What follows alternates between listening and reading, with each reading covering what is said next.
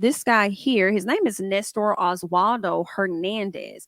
And they're saying, according to Dallas Morning News, that Nestor Hernandez was at the hospital for the birth of his child with his girlfriend, and Hernandez had just been released from prison on parole for aggravated robbery. Now, according to reports, shortly after his girlfriend gave birth, Hernandez began acting strangely and accused the mother of cheating. It's giving, say you don't want to be a dad without saying you don't want to be a daddy. Excuse me, to me. Now, they said he pulled out an item. And when I say item over here on this channel, y'all know what I'm talking about, girl. So he pulled out that pal and struck his girlfriend with it several times in her head. Wow. And this is all according to what the affidavit is saying. Okay. They said the girlfriend told police that he told her, "We are both going to die today. And whoever comes into this room is going to die with us." What? How do you sit up there and say that to somebody that just gave birth and just gave life to somebody? I just gave somebody life and you over here trying to take mine? Wait, excuse me? I just gave life to our child and you're over here trying to take mine and yours? And even if that was the case that she cheated, why would you want to take they mama? What? Are you okay? You're not. Noted. They just said that you were dealing with aggravated robbery. You do have a criminal history, sir. All right. And you were out on parole. Wow. Too much going on there. Okay. Now, the affidavit alleges that Hernandez fatally popped the first victim when the person entered the room. Then the warrant alleges that Hernandez shot the second victim who looked into the room after the first pop was made.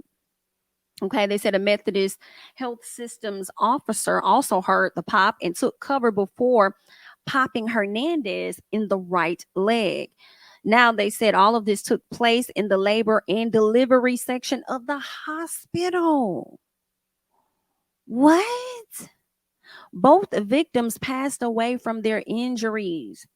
And the identities of the two victims haven't been released yet, but both are assumed to be nurses. Girl, I am sick about it.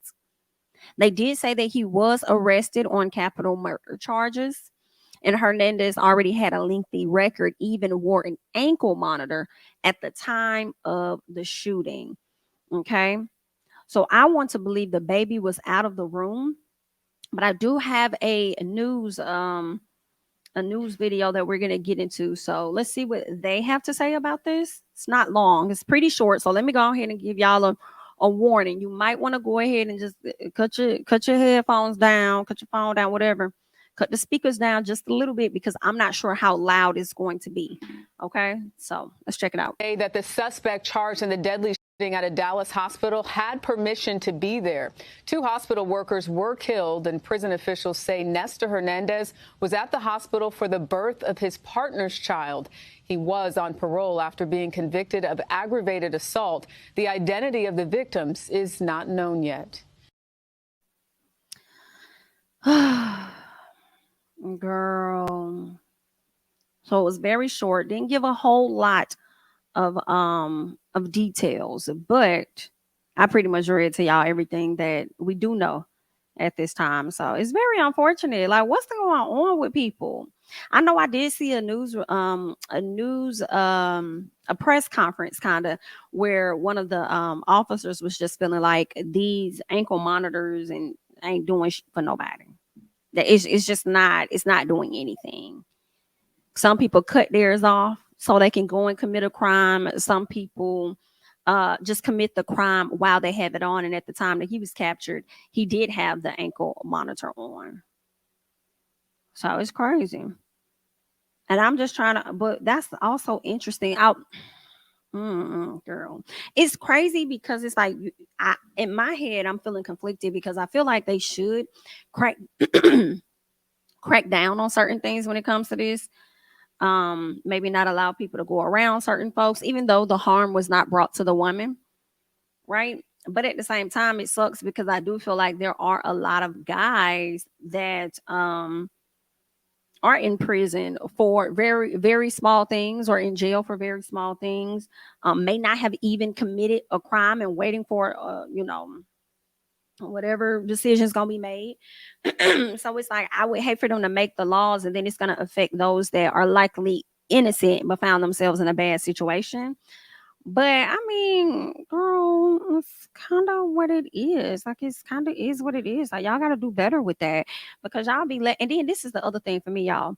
Y'all be they be letting these people out, and when they go and commit a crime, don't some of the families try to sue the city or sue whoever it is because that person should have been locked up, but then they came and they unalived a family member or violated a family?